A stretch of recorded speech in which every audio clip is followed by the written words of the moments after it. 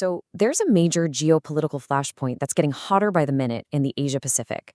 China has just launched these huge military drills that completely surround Taiwan, and that's pushed tensions to a whole new level.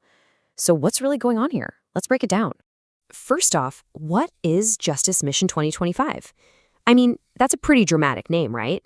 Well, as you're about to see, the mission itself is just as intense. So at its heart, this is a live-fire military exercise. But, and this is a big but, it is not your typical training run.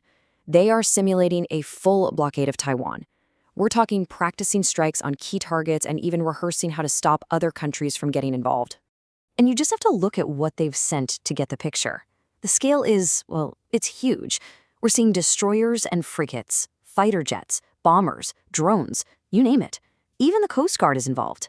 This is a full-on test of whether they can totally control the sea and the sky around the island. Now, what's the official reason? Beijing isn't being shy about it. A spokesperson for the People's Liberation Army flat out called the drills a stern warning. And it's a warning with two addresses, one for what they call Taiwan's independence movements, and another for any external interference.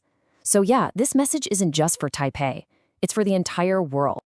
Okay, so that's the what. But what about the why? Why is all of this flaring up right now? Let's dig into the triggers that set this whole thing off. You know, this didn't just come out of nowhere. Tensions have been simmering for a while. First, you've got the US approving billions in arms sales to Taiwan.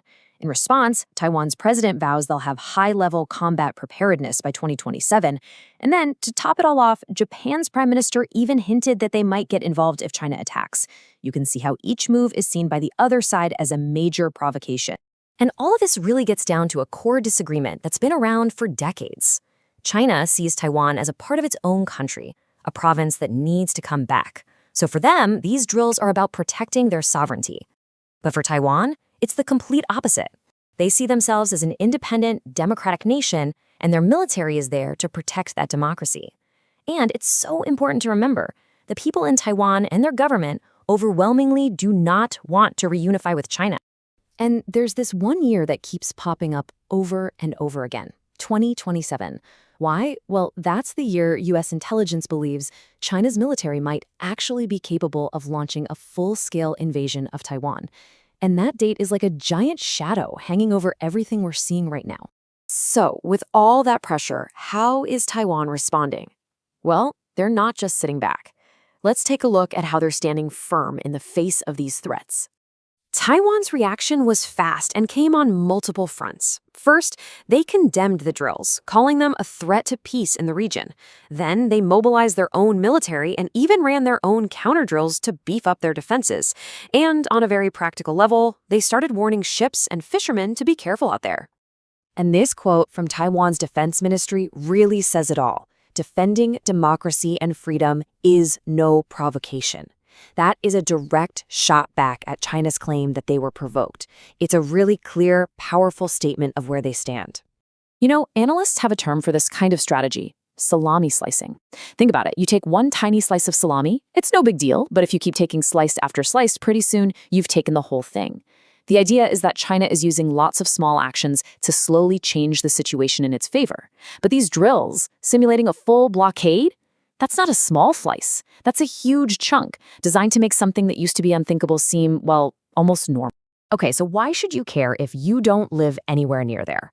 Well, this is not just a regional problem. What happens in the Taiwan Strait has huge ripple effects all over the world. Let's get into why this matters to all of us. The risks here are just massive. You've got this constant danger of miscalculation. One mistake, one accident, and this whole thing could spin out of control into a much bigger war, pulling in countries like the US and Japan. And even if that doesn't happen, an actual blockade would totally wreck some of the most important shipping routes on the planet. And then there's the one thing your wallet would feel immediately: semiconductors. You might not think about them much, but those tiny microchips from Taiwan are in basically everything. Your phone, your car, the computers that run, well, everything. Taiwan dominates the production of the most advanced ones. So if their supply gets cut off, it's not just a problem for tech companies. It's a problem for everyone, everywhere.